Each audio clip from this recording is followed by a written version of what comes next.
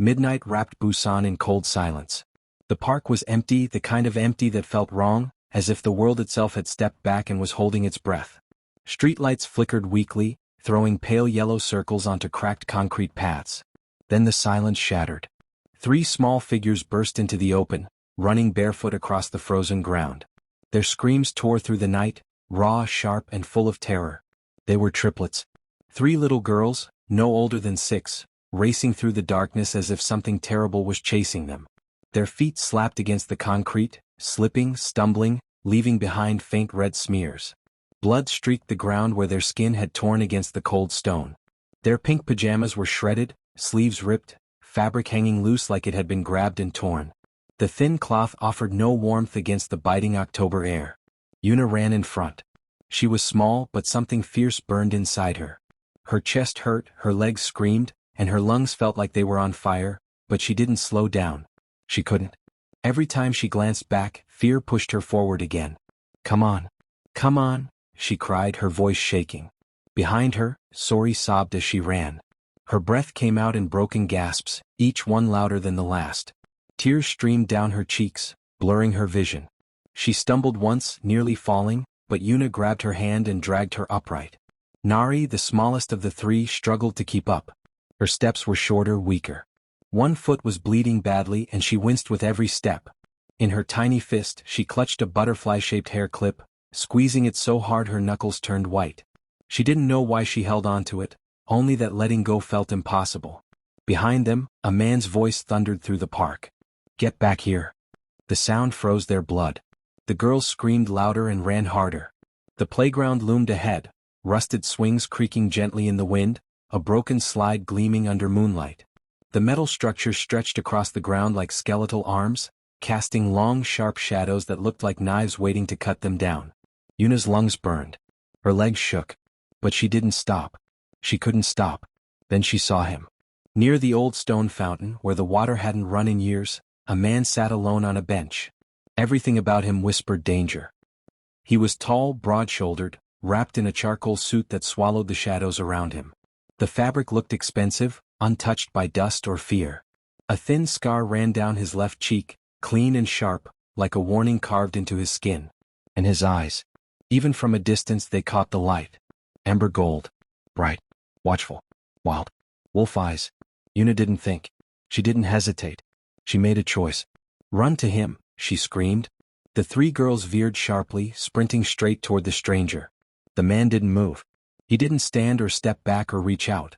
He stayed completely still as 3 terrified children crashed into him. Yuna grabbed his right hand with both of hers, clinging like it was the only solid thing left in the world. Sori wrapped herself around his left arm, sobbing into his sleeve.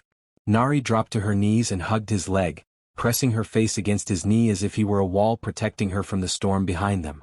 The man looked down. And froze. 6 eyes stared up at him. 3 small faces, identical, terrified, trembling.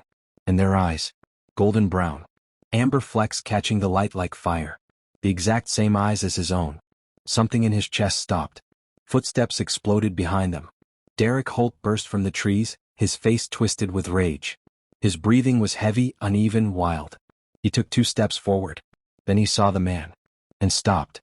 Even in his anger, Derek recognized danger when he saw it. The suit alone screamed money. The scar spoke of violence survived. And the man's posture, calm, balanced, still, was not the posture of someone who panicked. This was not a man you shouted at. This was a man you measured carefully.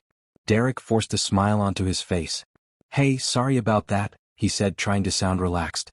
"Kids, you know how they are. They ran off after I disciplined them."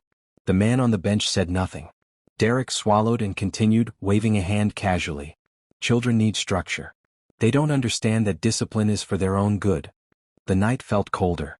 Derek stepped closer and reached for Yuna's arm. Yuna screamed. "Dad, please," she cried. "Don't let him take us." Sori tightened her grip on the man's arm. "Dad, please?"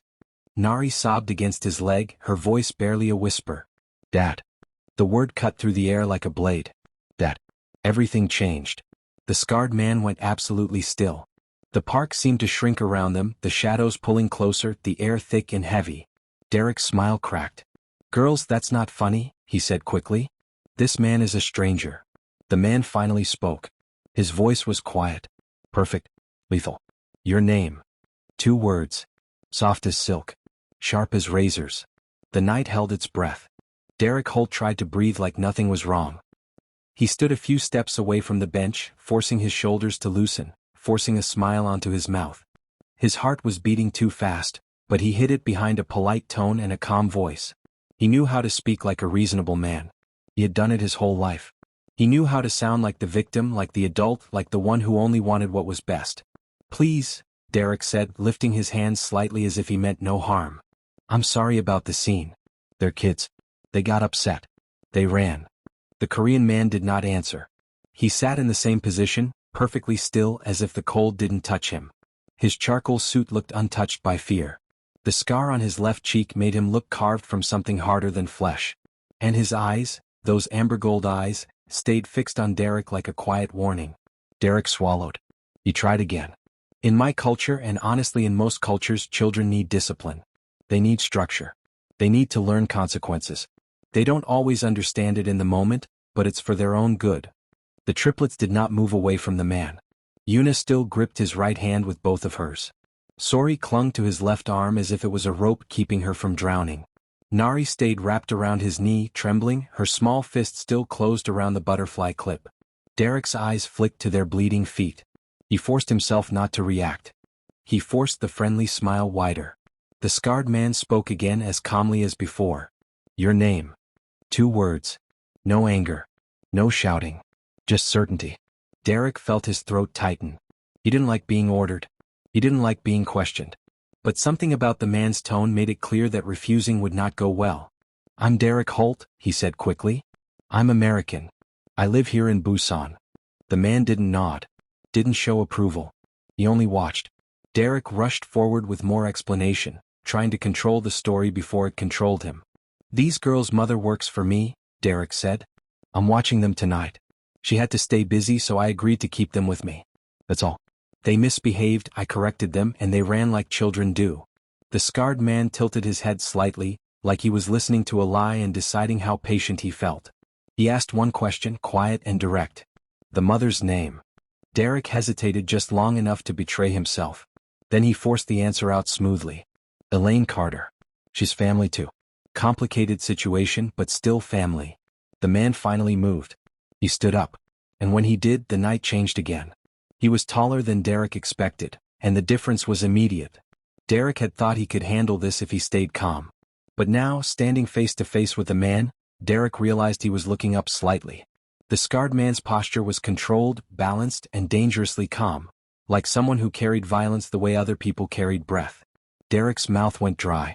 The man looked down at the triplets. Then he looked at Derek again. He spoke slowly as if he wanted every word to land. Why would children choose a stranger at midnight? Derek tried to answer quickly. They were scared because they got punished. The man's gaze flicked to the girl's bare feet. October, he said, voice still even. Cold ground. Bleeding feet. Shredded clothes. His eyes returned to Derek. They ran from you without shoes. Derek felt cornered and did what cornered people do. He tried to make it about the law. You can't keep them, Derek snapped, then softened his tone when he heard himself. I mean, look. I understand your concern. But you're a stranger. You can't just take someone's children. That's kidnapping. I could call the police. The man didn't look frightened. He didn't look offended. He simply reached into his suit jacket, pulled out his phone and held it toward Derek. Then call them, he said. Explain why 3 barefoot children ran to a stranger instead of staying with you. Derek stared at the phone like it was a trap. Because it was. He didn't take it. And the silence around them deepened. That was when Derek noticed something else. Movement. At first, it was only shadows shifting beyond the trees, the kind of movement you could blame on wind. But then he heard the soft sound of a car door opening. Then another. Then footsteps, quiet, measured, professional. Dark cars were parked along the edge of the park now, as if they had appeared out of the night itself. Men stood near them, not shouting, not rushing. Just watching. Their posture was calm and trained, the kind of calm that meant they didn't need to prove anything. Derek's stomach dropped. This wasn't just one dangerous man. This was a system. The scarred man lowered his phone and knelt down slowly in front of the triplets. His voice changed when he spoke to them. It softened. Not fake soft. Not sweet. Just careful, like he was trying not to scare them. Did he hit you tonight? He asked gently. The girls trembled. For a second none of them answered. Then Yuna nodded. Sori nodded too, crying harder. Nari nodded in a small, shaky movement, her eyes wide. Derek laughed quickly, too loudly. They're exaggerating. Kids do that when they're upset. The man didn't even look at him. He looked only at the girls. With his hand? He asked. Or something else? Yuna swallowed and whispered, belt? Sori's voice cracked. On our backs. Nari's words came out tiny and broken. Our legs. The scarred man's jaw tightened. It was a small movement, but it changed everything. The air around him felt colder, sharper, as if the night itself leaned in. He stood again slowly. Then he spoke to Derek, his tone returning to that calm, deadly control. These children stay with me until their mother is found. Derek's face flushed.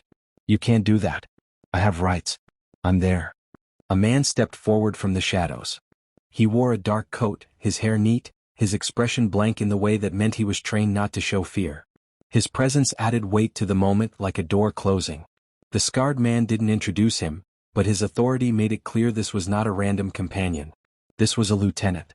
Kwan Song-min, the man said quietly, his voice respectful but firm, as if confirming he was ready. Derek's eyes darted between them. He tried to regain control. This is ridiculous, Derek said. Their mother owes me. She. The scarred man snapped his attention back to Derek instantly, locking onto the phrase like a hook into flesh. Owes you what? He asked. Derek hesitated, and that hesitation was an answer by itself.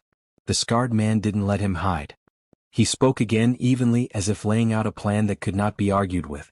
They will be moved somewhere safe, he said. Warm. Federal, examined by a doctor. The triplets clung tighter, as if they understood the word safe and didn't want to lose it. Derek took a step back. No. You can't just take them. Kwan Song-min shifted slightly, and men near the cars moved too, quiet, controlled movements that said, we can. Derek's throat worked as he swallowed. His eyes flicked to the phone again. To the cars. To the men. He understood now. He was outnumbered and worse, outmatched. Where is the mother? The scarred man asked. Derek tried to bluff. Home. Address, the man said. Derek's hands shook just a little. He forced them still. Siamayan, he muttered. Then he spat out an address, fast, as if saying it quickly would make it hurt less. The triplets trembled beside the man. Then Yuna said, voice shaking but clear, Mama is not home. The man's gaze softened for her. Where is she? Yuna swallowed, then whispered, storage room. Sori nodded wildly. He locked her. Nari's voice was tiny. He said she had to calm down. The park went so quiet it felt like the world stopped. Derek opened his mouth, but no words came out cleanly. She was acting up. The scarred man lifted a hand slightly, not dramatic, just final. Enough, he said. Then he gave Derek a choice. Leave now voluntarily, he said, or stay and my people will ensure you stay. Derek's eyes widened. He looked at the cars. At the men. At the triplets pressed against the stranger like he was a shield. His voice came out smaller. Who are you? The scarred man answered, and the name landed like ice water. Choi Jun-suk. Derek's face drained of color. He knew that name. Everyone in Busan knew that name, even if they pretended they didn't. The Houndy Dragon, Derek whispered, almost without meaning to. Jun-suk's expression didn't change, but his eyes stayed cold. Escort him home, Jun-suk said. Two men stepped forward, not rushing, not grabbing, just positioning themselves like walls. Derek looked once more at the triplets. They clung to Jun-suk, trembling, their faces tight with fear. They didn't look back at Derek. Not even once. And that was the last thing Derek saw before the shadows moved him away and the night swallowed his protests. Jun-suk looked down at the three girls still attached to him like lifelines. Their fear didn't fade. But for the first time since they started running, they were no longer alone. Elaine Carter came in and out of consciousness the way a candle flickers in wind. Bright for a second, then dim, then gone again. The storage room was dark, cramped, and airless. The only light came from a thin crack under the door, a weak line that barely reached her shoes. The smell was sharp and sour, old cardboard, damp cement, dust, and something metallic that she tasted at the back of her throat every time she swallowed. Her wrists were bound behind her with zip ties that cut into her skin. Each time she shifted, the plastic bit deeper and a fresh sting shot up her arms. Her ankles were pulled close together with another tie, not tight enough to break bones, but tight enough to make standing impossible. Her lip was split. She could feel the swelling, thick and hot, and the dried blood at the corner of her mouth. One side of her face throbbed like it had its own heartbeat. Her ribs hurt in a way that made breathing feel like punishment. Every breath dragged pain across her chest. A deep bruise spread under her skin, dark and heavy, and it felt like someone had lodged a stone inside her body and called it a rib. Elaine tried to count her breaths. But her mind wouldn't settle. The girls? Where were the girls? The thought hit her again, sharp as a nail. Nari. Her triplets. Her whole world. Elaine jerked forward as far as her thighs allowed, panic rising so fast she felt dizzy. She tried to shout, but her throat was dry and the sound came out broken. Girls? She whispered, voice cracking. Please, please? She squeezed her eyes shut and forced herself to remember the last seconds before the door slammed. Derek's face twisted with anger. The smell of his cologne mixed with sweat. His hands snapping out. Her own voice screaming at the girls to run. Run. Una, take them, go. She had pushed them toward the door with her last strength. She had thrown everything she had left into one desperate decision. Find the man with the scar. Find the man with the eyes. Elaine's chest tightened with fear so strong it almost drowned her. What if he wasn't there? What if the park was empty? What if the girls ran into the wrong person? What if Derek caught them before they even left the street? She swallowed a sob, because crying wasted oxygen and she needed every breath. She tilted her head toward the door, listening for footsteps, for Derek's key, for his voice. Nothing. Only distant sounds from the building, a faint hum of electricity, a pipe clicking somewhere, the slow drip of water. Elaine's stomach twisted. She pictured her daughters in the cold, barefoot and terrified. She pictured them falling, skin tearing, Derek grabbing them by the arms and dragging them back. No, please. Her hands shook behind her back. She tried to rub her wrists against the zip ties to create space, but it only burned her skin. Then suddenly the hallway outside changed. Elaine heard movement. Not Derek's heavy, angry steps. Different steps, light, purposeful, more than one set. She held her breath. Pause. Then the storage room door burst open so hard it slammed against the wall. Elaine flinched violently, expecting Derek's silhouette, expecting the next hit. But it wasn't him. 3 strangers stood in the doorway, filling the room with a sudden presence that made the air feel different. They wore dark clothing, neat and practical. Their eyes were alert, scanning the small room like professionals. One of them was a woman. She stepped forward first, calm and controlled. Her hair was pulled back tightly. Her face was sharp, not cruel, just focused. She crouched immediately, lowering herself to Elaine's level so she didn't tower over her like a threat. It's okay, the woman said, voice steady. You're safe now. Elaine stared, confused, trembling. Her mind tried to catch up, but pain and fear made everything slow. Who? Elaine rasped. Who are you? The woman's expression softened slightly, like she understood how broken Elaine felt. We're here to help, she said. The girls are safe. Elaine froze. Safe? Her lips parted, but no sound came out for a second. Then her voice burst out shaky and desperate. Safe where? Where are they? Are they hurt? Did he? They're safe, the woman repeated firmly. They're with us. Elaine's eyes filled with tears so fast it almost blinded her. Relief hit her like a wave so strong her body went weak. Then fear followed right behind it, heavy and sharp. With you? Elaine whispered. How, why? The woman answered, and the name hit Elaine's chest like thunder. Kong. The woman stopped herself, then corrected smoothly as if using the name she was told to use. Choi Jun-suk sent us. Elaine's heart stumbled. Jun-suk. The scarred man. The man she had seen from a distance on Sundays. The man she had gambled her children's lives on. Shock and relief collided inside her until she didn't know which feeling was stronger. Her eyes darted between the strangers, trying to see if this was real or another trick. Jun-suk. Elaine whispered. He found them? The woman nodded once. They found him. Elaine gave a small broken laugh that sounded like a sob. Thank God. One of the men stepped closer and pulled out a small tool. He cut through the zip ties carefully, fast but gentle. As the plastic snapped away, blood rushed back into Elaine's wrists, stinging and aching. Elaine gasped. Wait, please, my girls? They're being cared for, the woman said. But we need to move quickly. Elaine tried to sit up fully and pain tore through her ribs so hard she cried out. The woman immediately supported her shoulder. Easy. Elaine gritted her teeth. I can walk. You'll try, the the woman said, not arguing, just accepting Elaine's stubbornness as survival. Another man glanced around the room, eyes narrowing. We need the documents. Elaine blinked. Documents? The papers Derek made you sign, the woman clarified. Where are they kept? Elaine's stomach turned. The papers. The fake debt. The trap written in a language she couldn't read. She swallowed. Desk, she said quickly. In the main room. Second drawer. He keeps them there. The man nodded sharply, already moving. Elaine tried to stand. Her legs shook. Her ankles felt stiff from being tied, and the floor shifted under her like a boat. The woman braced her, letting Elaine lean into her just enough to stay upright. We're leaving now, the woman said. Elaine's breath came fast. Derek. He won't stop you, the woman said, and there was a quiet confidence in her tone that made Elaine believe it. They moved through the hallway quickly, not running but fast. The building felt silent, but Elaine could sense controlled activity around them. Doors opening quietly, people moving without panic.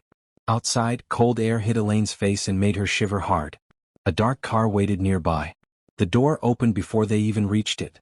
Elaine hesitated for 1 second, fear rising again. Getting into a car with strangers in the middle of the night should have felt dangerous. But her daughters were safe. That was all that mattered. She climbed in with help, biting back a cry when her ribs protested. The car smelled clean and expensive. The doors shut softly, sealing her inside warmth and quiet. The car drove. Elaine stared out the window, watching Busan blur past. Streetlights, empty roads, late-night shops closed tight. Her body shook, not only from cold but from the shock finally catching up. Where are you taking me? She asked, voice small. To a clinic, the woman replied. Secure. Discreet. The name came a moment later, spoken like it was normal. Myri Private Medical Suite. Elaine had heard of places like that, high-end, quiet, the kind of clinic people used when they didn't want questions. The car stopped. They helped her inside. Everything looked too clean, too bright, too calm compared to the storage room. The air smelled like antiseptic and fresh linen. Elaine's eyes stung from the sudden light. A doctor approached, a woman in a white coat with tired eyes and steady hands. Dr. Han Ji-woo, she introduced herself. Elaine tried to sit straight, tried to look strong, but her body betrayed her. The moment Dr. Han's hands touched her side gently, Elaine hissed in pain. Broken rib, Dr. Han said quietly, more observation than accusation. Elaine's throat tightened. He kicked me. Dr. Han nodded once, then continued examining with careful precision. She checked Elaine's bruises, old ones and new ones. She noted lacerations on her skin, swelling on her face, the split lip. Her fingers pressed lightly along Elaine's arms, shoulders, back. Elaine flinched again and again, but Dr. Han's touch never turned rough. Elaine felt exposed, ashamed, but Dr. Han's expression stayed professional, almost gentle. You're underweight, Dr. Han said, voice controlled. Malnutrition signs. And these bruises? She paused, looking closer. This has been happening for a long time. Elaine stared at the floor and nodded slowly. Yes. Dr. Han glanced toward another staff member. We document everything. A camera appeared. Not for gossip. Not for cruelty. For evidence. Dr. Han explained simply, photos. Medical reports. Injuries recorded properly. If legal action happens, you will have proof. Elaine's eyes burned. She nodded again because she had dreamed of proof for years, even while fearing it. When the exam paused, Elaine finally asked the question that had been choking her from the moment the door opened. Is Jun-suk angry? She whispered. The woman who rescued her hesitated just a little, like she was choosing honest words. I've worked around him for years, she said quietly. And I've never seen him look at anyone the way he looked at those children. Elaine's breath caught. How did he look? The woman's voice softened. Like he was seeing something he couldn't explain. Like it mattered. Elaine's throat tightened until it hurt. And the girls? She asked urgently. Where are they? They're here, the woman said. In another room. Being examined. Elaine's heart jumped. I need to see them. You will, the woman promised. But first, the doctor will finish checking you. Elaine nodded, though impatience burned inside her. She needed to hold them. To see their faces. To count their fingers and toes. To know they were real and safe. Another staff member stepped in and spoke gently. They've been cleaned. Their feet are being treated. Bandaged. They're wrapped in blankets. Elaine's eyes filled with tears again. She pressed her hand to her mouth, careful of her split lip. and made a small sound that was half sob, half prayer. Safe. They were safe. Then the woman leaned closer, lowering her voice like she was delivering something heavy. Elaine, she said, Jun-suk wants to see you. Elaine's body went rigid. Why? She whispered. He has questions, the woman said simply. Important ones. Jun-suk stood in silence, his hands resting loosely at his sides as he watched the three small bodies sleeping on the wide sofa. The room was quiet, warm and softly lit. Thick curtains blocked out the rest of the clinic, leaving only a calm, private space. The triplets lay close together, instinctively curled toward one another, their small hands tangled as if even sleep could not convince them to let go. Clean white blankets covered them, rising and falling gently with each breath. Yuna slept on her side, her brow still tight, like her body had not yet learned that it was safe. Sori's lashes were wet with dried tears, her mouth slightly open as she breathed. Nari clutched the butterfly hair clip against her chest, her fingers locked around it even in sleep. Jun-suk did not move. He had been standing there for a long time. He did not check his phone. He did not pace. He did not speak. He watched. A doctor stepped quietly into the room and stopped beside him. Dr. Han Ji-woo lowered her voice out of habit, even though the children were already asleep. I finished the full examination, she said. Jun-suk's eyes stayed on the girls. Tell me. Dr. Han held a tablet close to her chest. The bruises are consistent with repeated belt strikes. Mostly on the back and legs. Some older marks suggest this has been happening for a long time. Jun-suk's jaw tightened slightly.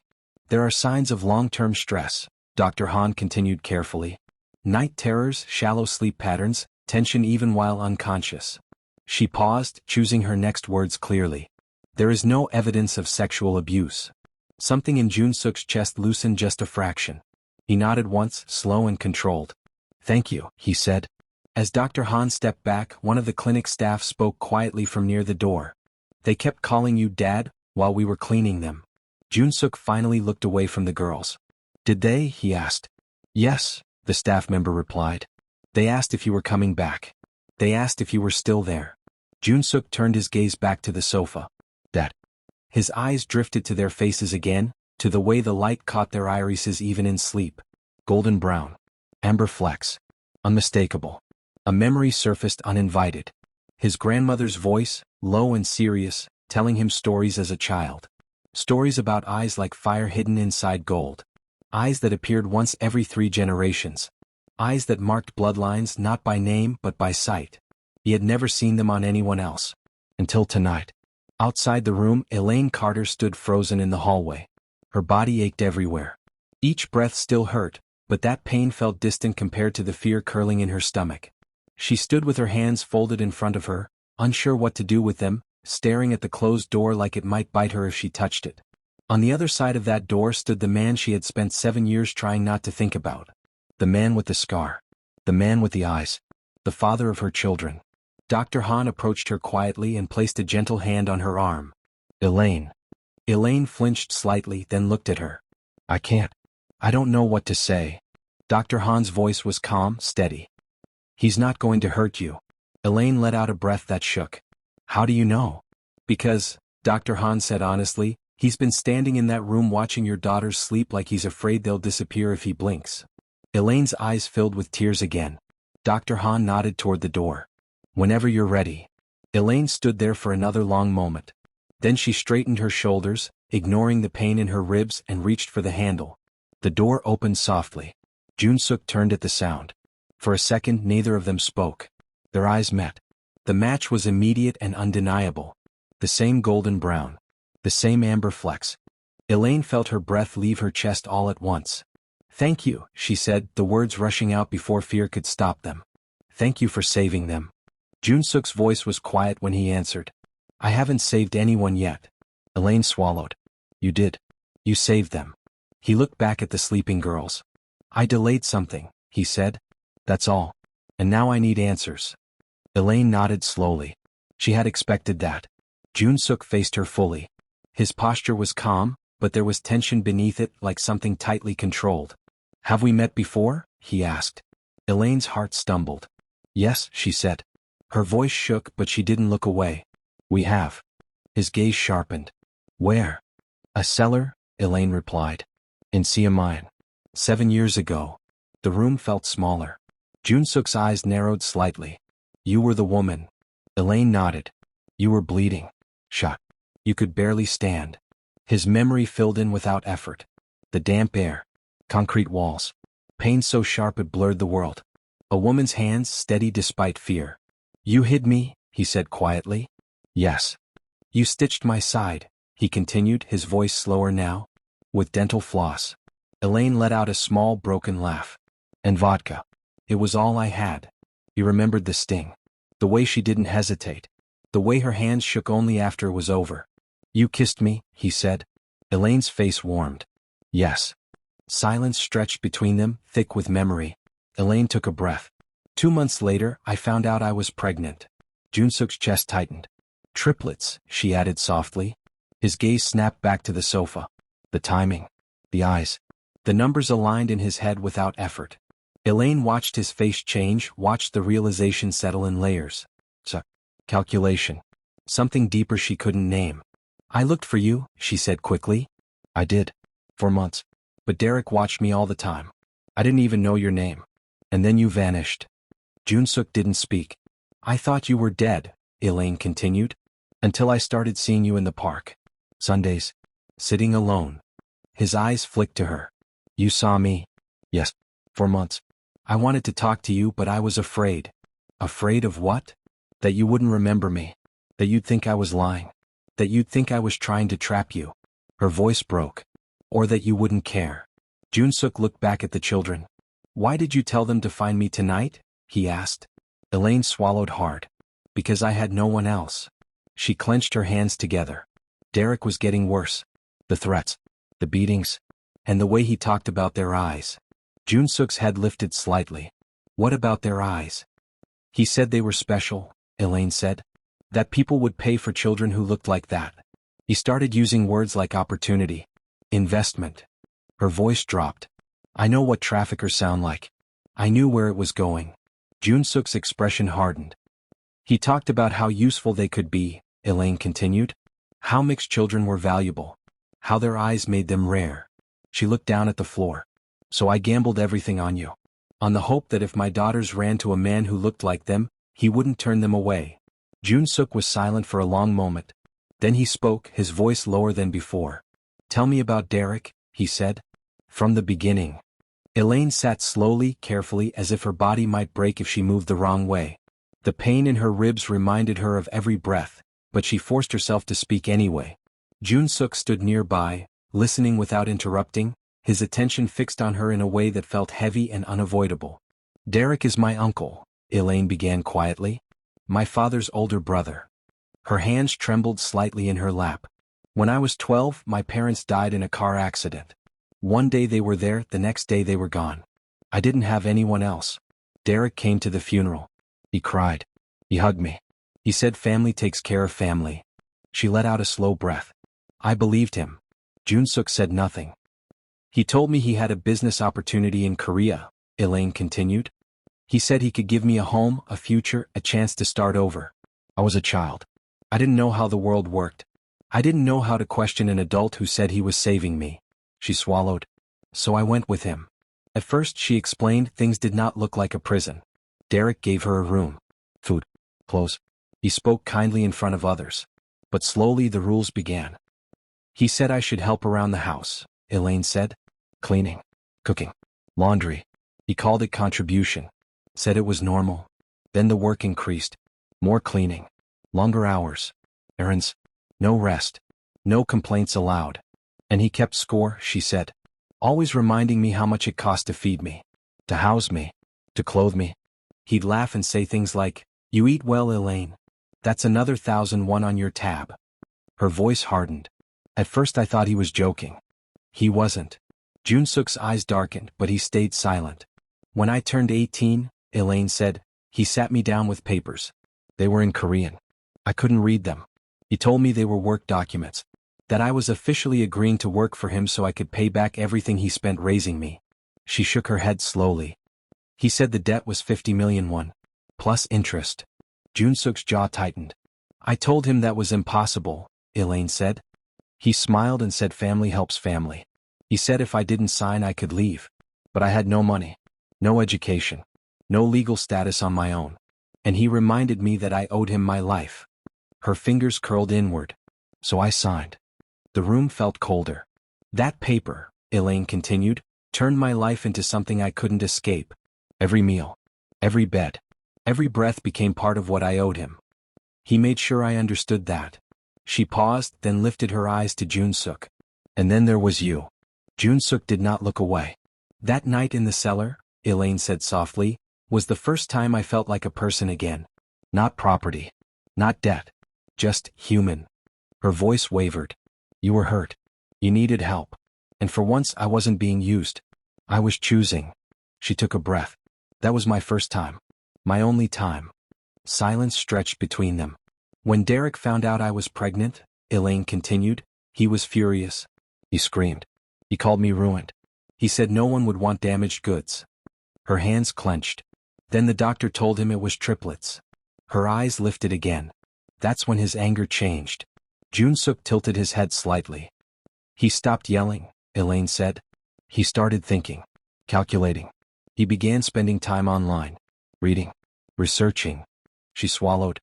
He talked about how mixed children were in demand. How unusual features were valuable.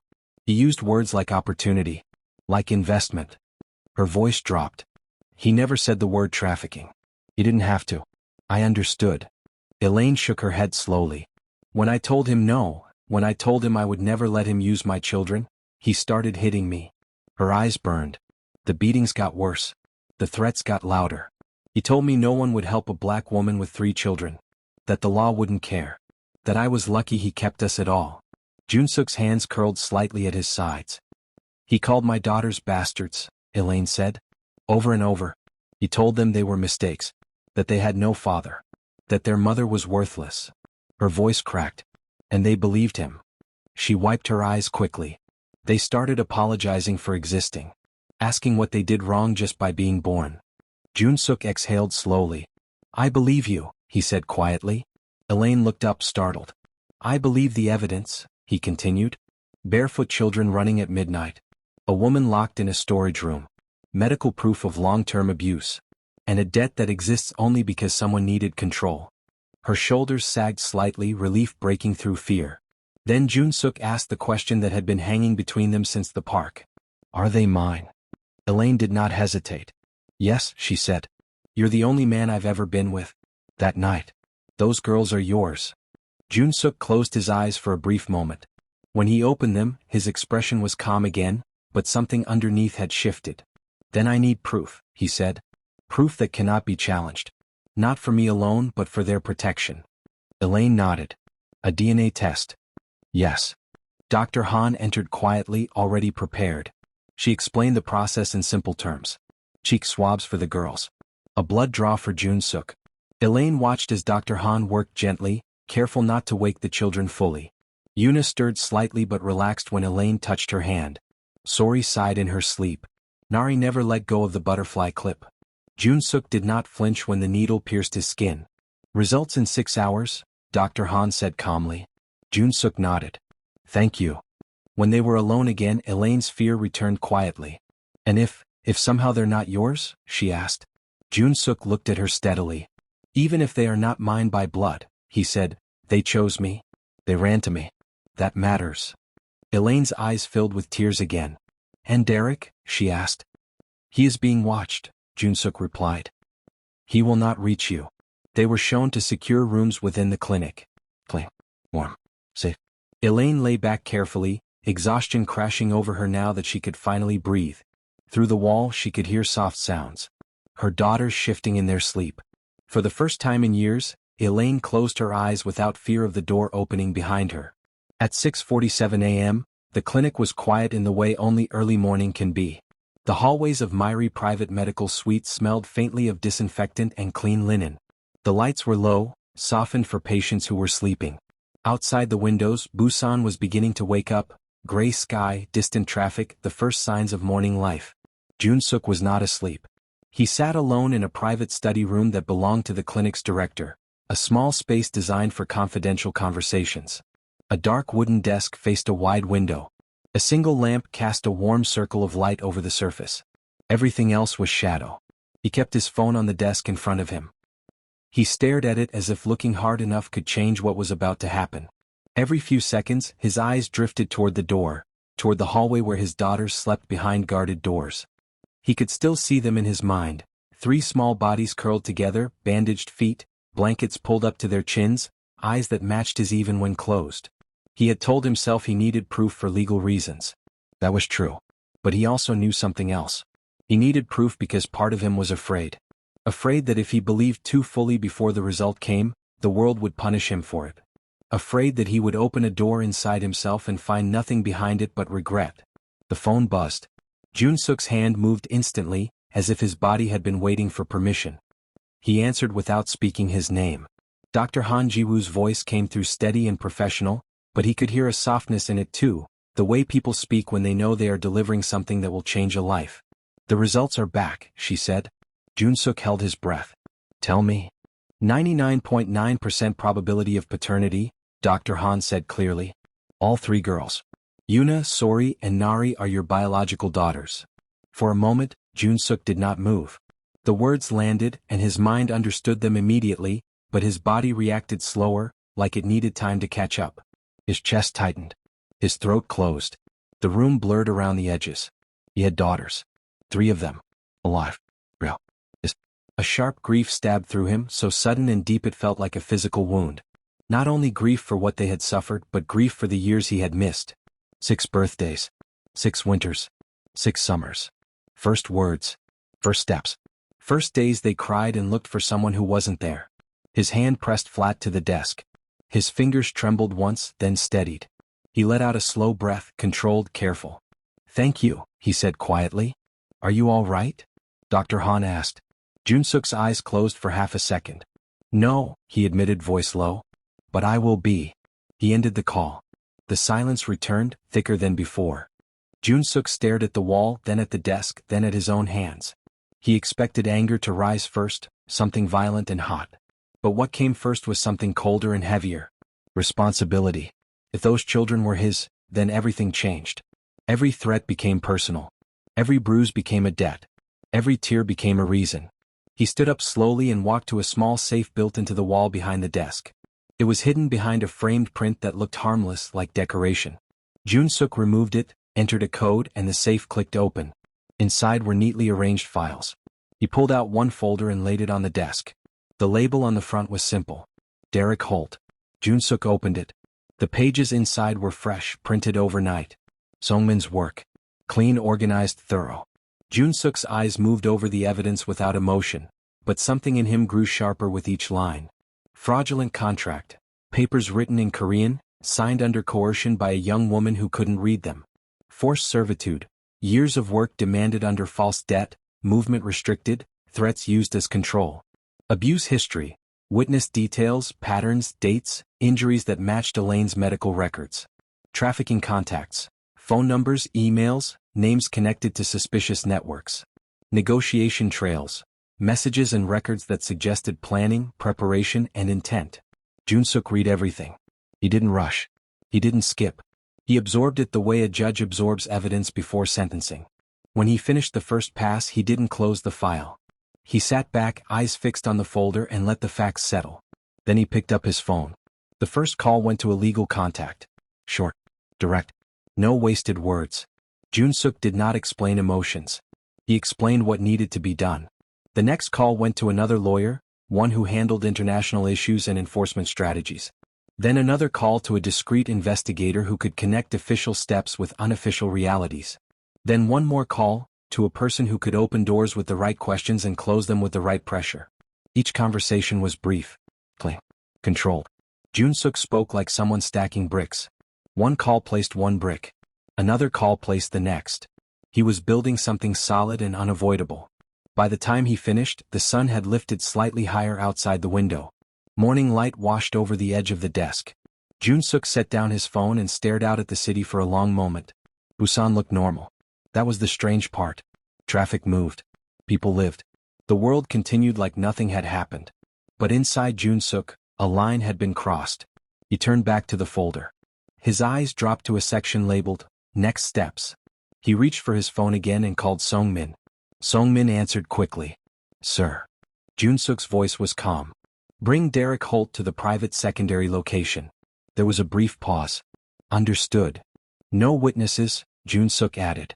No records. Yes, sir. Jun-suk leaned back slightly, his gaze steady, his tone measured. We start civilized, he said. Songmin did not ask what he meant. He understood. By the book, he replied. Yes, Jun-suk said. Legal. Controlled. Clean. He paused, then made the rule clear. Until he lies. Songmin's voice stayed respectful, but there was a harder edge now. Understood. Jun-suk's eyes flicked toward the hallway again, toward where his daughters slept. Then he spoke again. Tell him the truth, he said. Songmin was silent for a second, then answered. The truth about what, sir? Jun-suk's voice did not change, but the words carried weight. The DNA result, he said.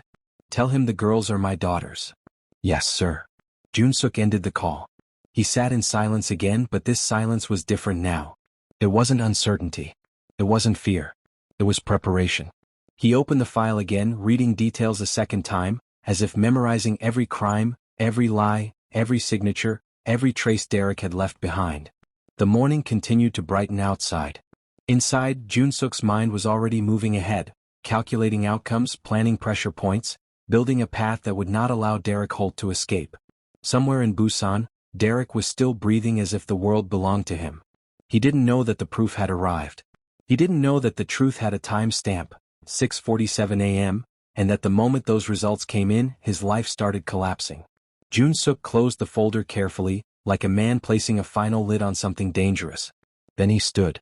His daughters were sleeping. Elaine was recovering. And Derek Holt's worst day was about to begin.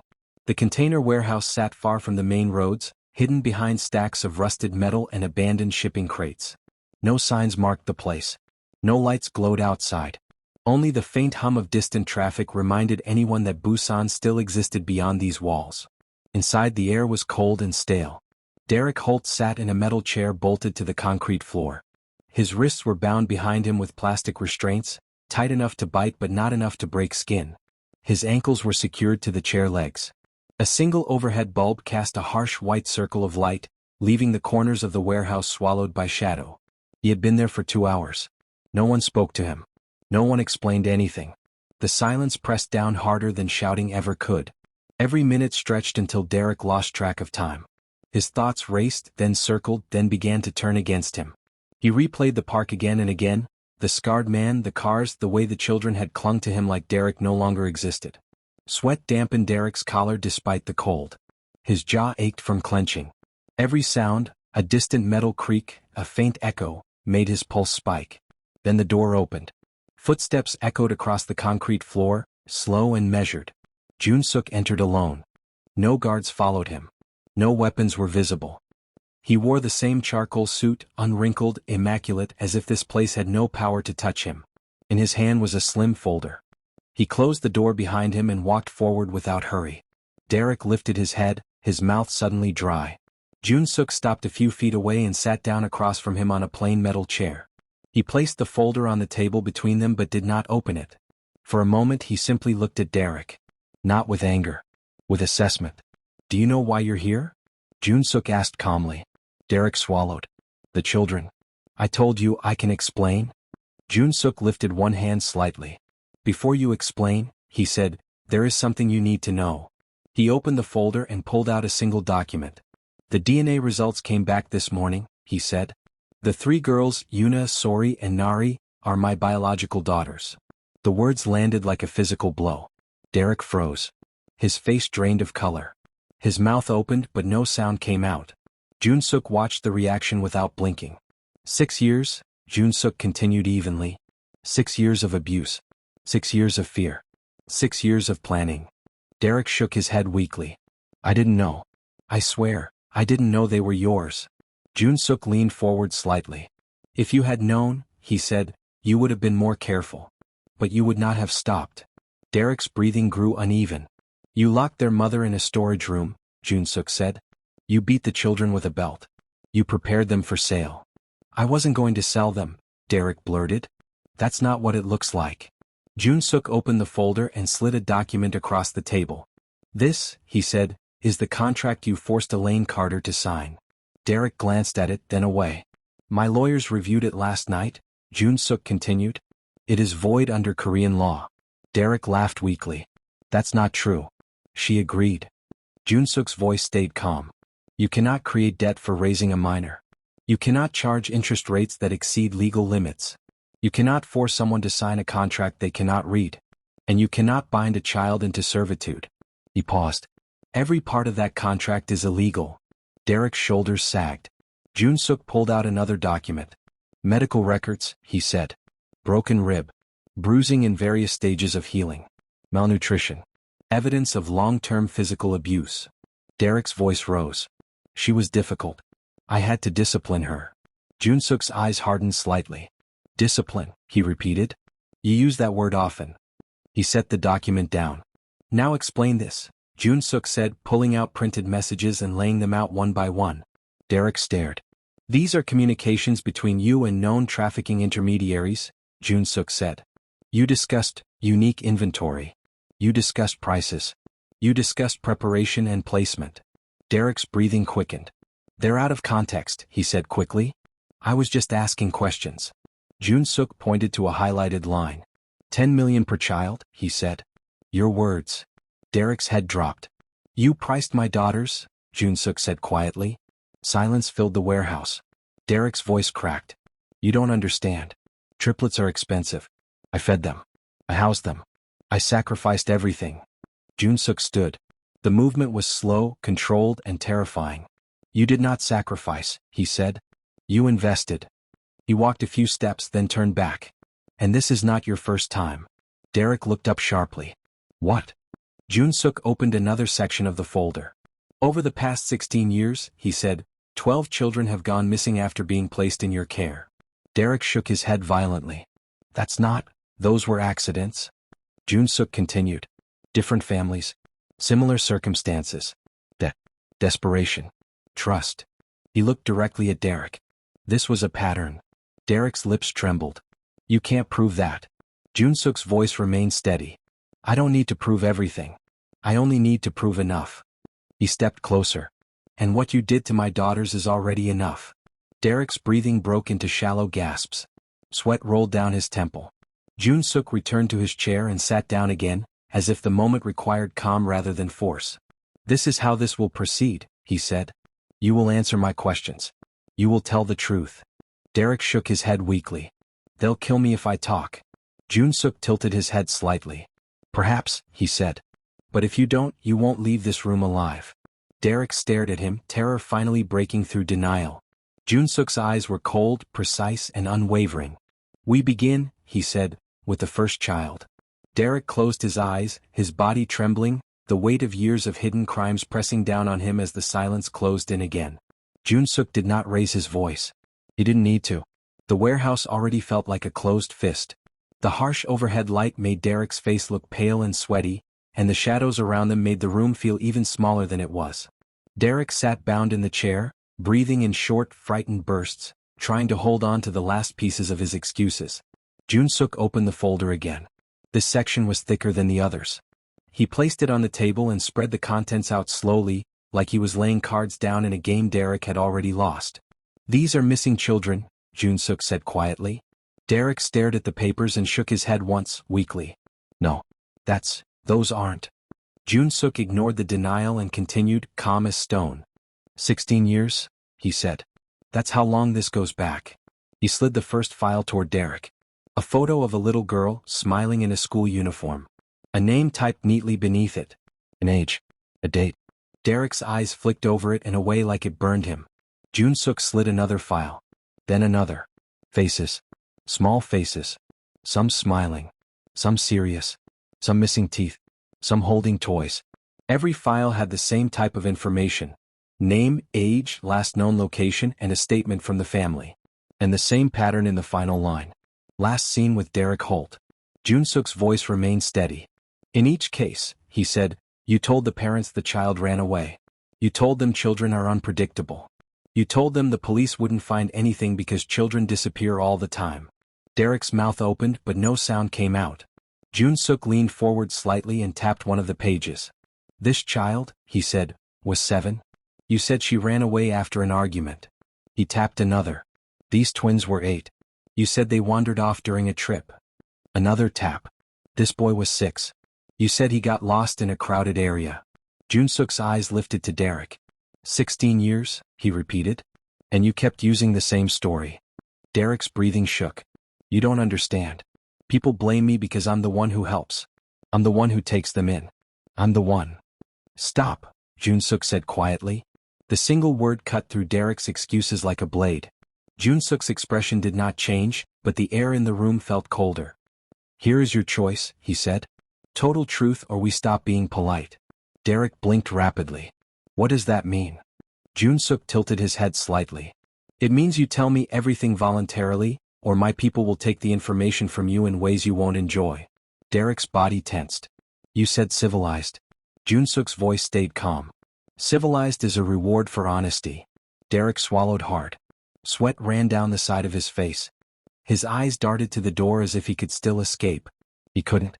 Junsook opened a notebook and clicked a pen. Start with the first child, he said. Name, age, date, location. Who approached you? Where the child went.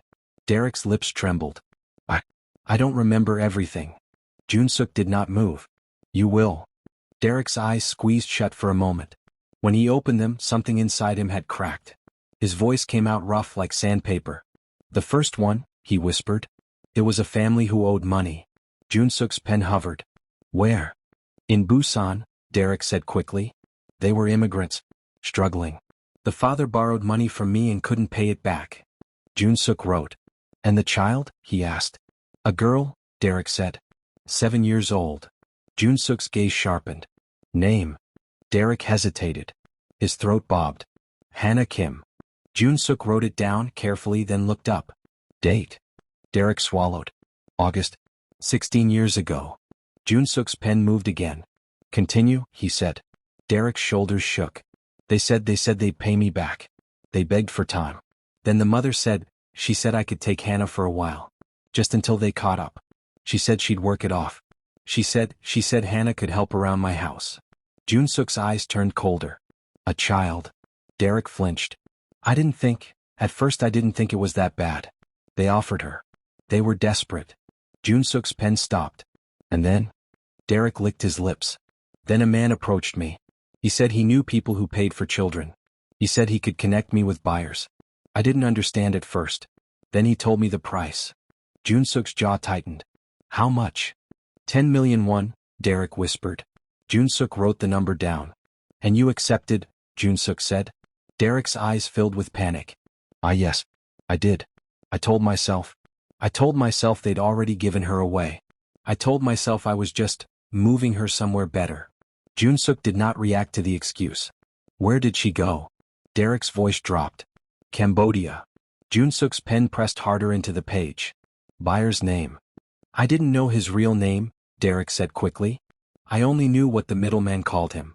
Junsook waited. Mr. Park, Derek said softly. Junsook wrote it down. He didn't stop there. He looked at Derek with a calm that felt like punishment. Next. Derek's confession began to spill out faster now, like a dam breaking. There were more families, he said, voice shaking. Always the same kind. Single parents, immigrants, people in debt, people who needed help. I offered help. I sounded trustworthy. I made them believe I was safe. Junsook wrote without interruption. Derek continued. Sometimes I took the child for a weekend. Sometimes for a month. Sometimes the parents signed papers because they didn't understand what they were signing. Sometimes they didn't sign anything at all. His voice cracked. And then I'd hand the child off. Junsook's eyes stayed fixed on him. Routes. Derek swallowed. Cambodia, like I said. Sometimes Japan. Sometimes other places. It depended on who was buying. Junsook looked up. Japan. Name.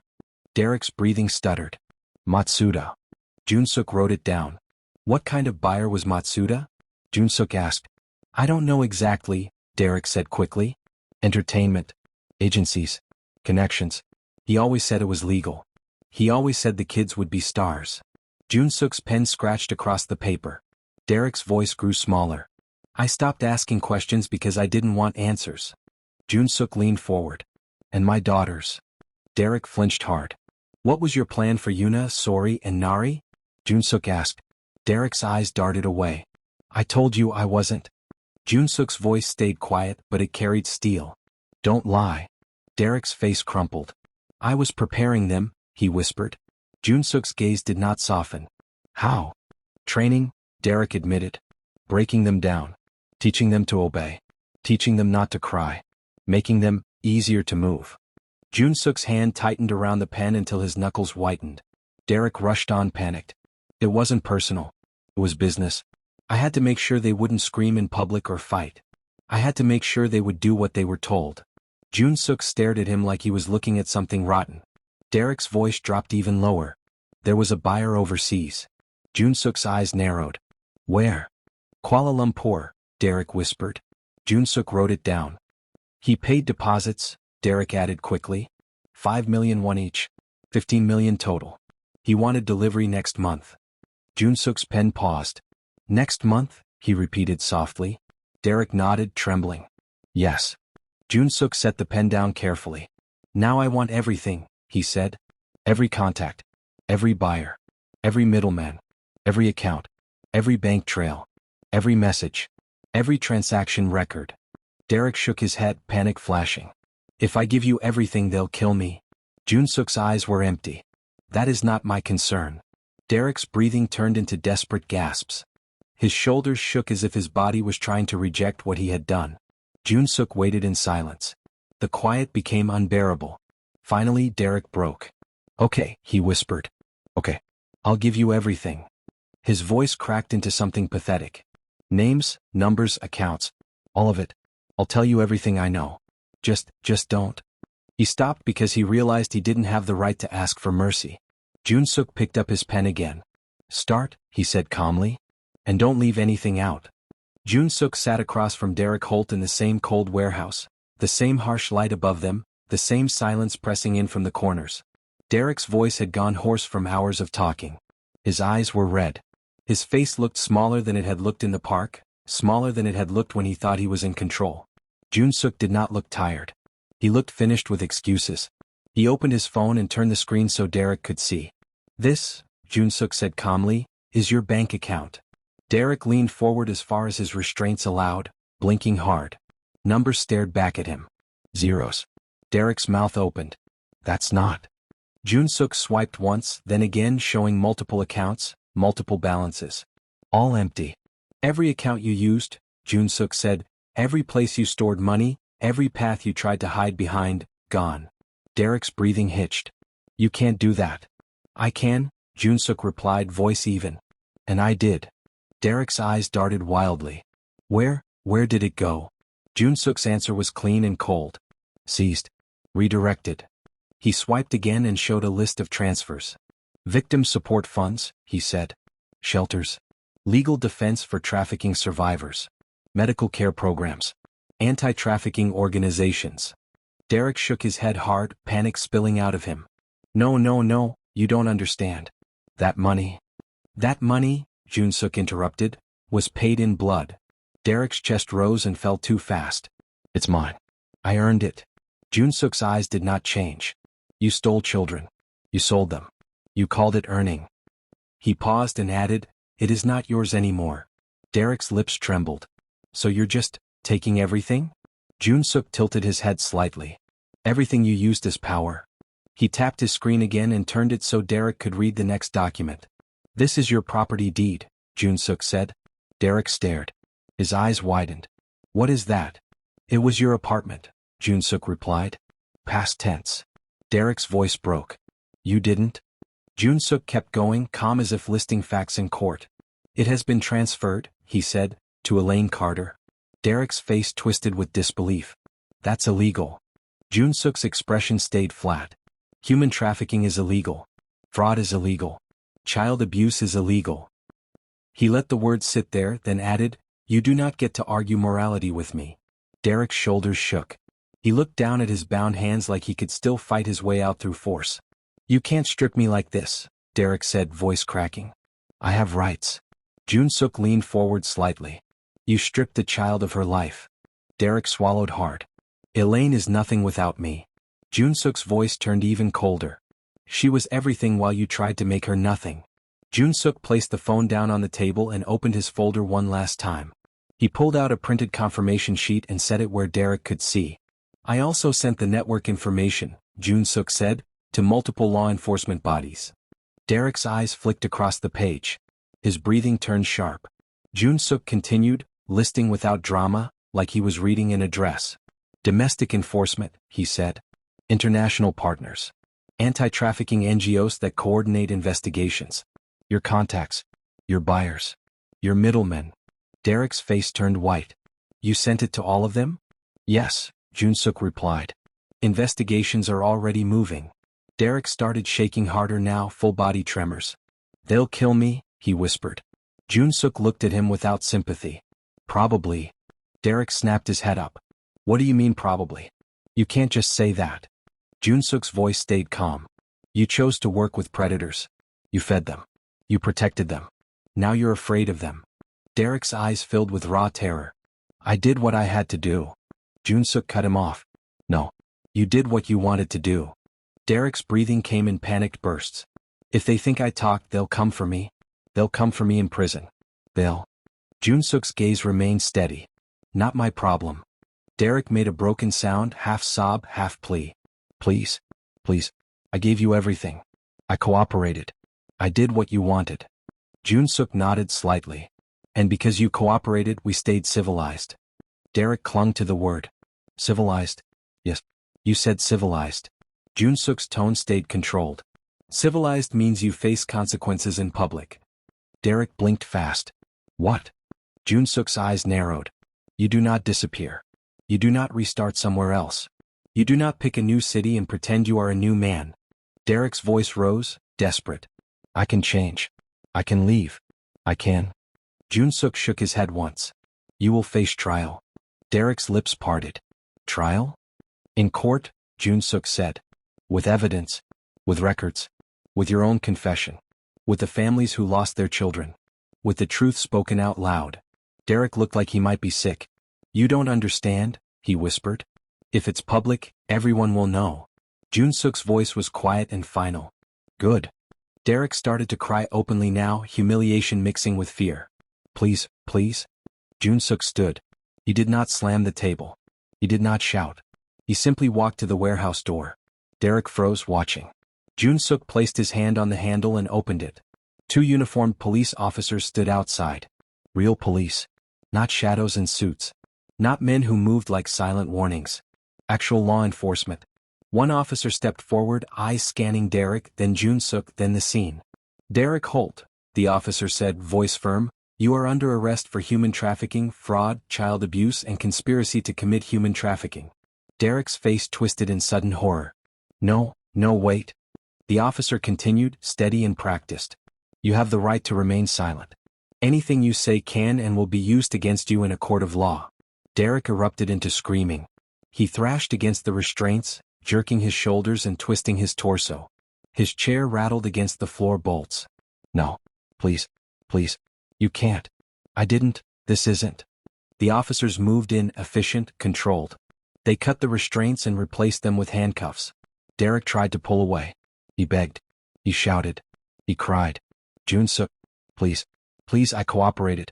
I told you everything. Jun-suk did not answer. Derek's voice broke into pure panic as the officers pulled him toward the door, still reading the rights over his noise, still doing the process by the book. Derek's screams echoed off the metal walls until the door closed behind him. Silence returned. Jun-suk stood alone for a moment, breathing evenly, his face unreadable. Then he turned and left the warehouse. Back at the clinic, the air was warm and quiet again. The smell of clean sheets and antiseptic felt almost unreal after the warehouse. The triplets were awake now, sitting close together on the bed like a single unit with 3 faces. Their feet were wrapped. Their hair was brushed. Their cheeks were still pale, but their breathing was calmer. Elaine sat near them, her posture careful, her hands resting lightly on the blanket as if she was afraid touching too hard might wake her life from a dream. When Jun-suk walked in, all 3 girls looked up. Yuna's eyes widened first. Sori's lower lip trembled. Nari leaned into Elaine's side and stared at Jun-suk like she was checking to make sure he was real. Jun-suk stepped closer, slow and steady so he wouldn't scare them. They won't take you back, he said simply. The girls didn't speak, but their shoulders loosened just a little. Junsuk looked at them, then at Elaine. You're safe here. Elaine's eyes filled with tears again, and this time she didn't fight them. They rolled down her cheeks quietly as she nodded. Junsuk's voice softened, but it stayed certain. You're stuck with me, he told the triplets. As long as you want. Yuna stared at him, then looked at her sisters as if checking whether it was okay to believe that. Sori reached for his hand first, small fingers trembling. Nari followed, touching his sleeve, testing the fabric like it could confirm truth. Yuna moved last, but when she did, she held on tightly. Elaine covered her mouth with one hand and cried silently, her shoulders shaking. For the first time in 15 years, she felt something she hadn't felt in a long time. Not relief alone. Not safety alone. Family. And for everyone watching, the truth became impossible to deny. Even a dragon has a heart, and sometimes it starts beating loudest when it finally finds what it was meant to protect. If this story held you tonight, please subscribe and stay with us for more. And tell us where you're watching from. Drop your city in the comments.